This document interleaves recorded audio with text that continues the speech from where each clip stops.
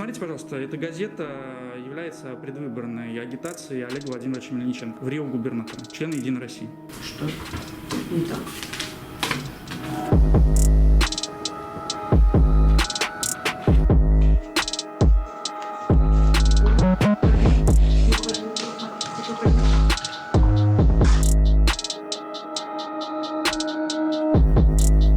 Это не нарушает закон об агитации?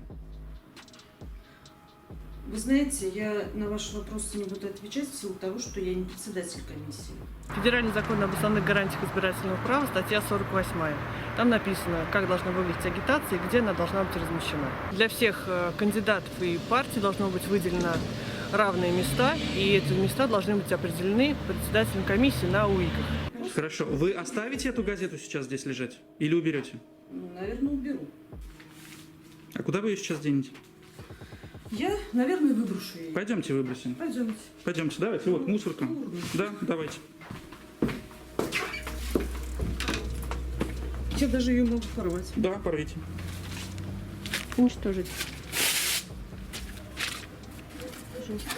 Если вы видите агитацию, которая принадлежит только одному кандидату, пожалуйста, обращайтесь с жалобами к председателю комиссии и вышестоящей избирательной комиссии, такие как областная избирательная комиссия.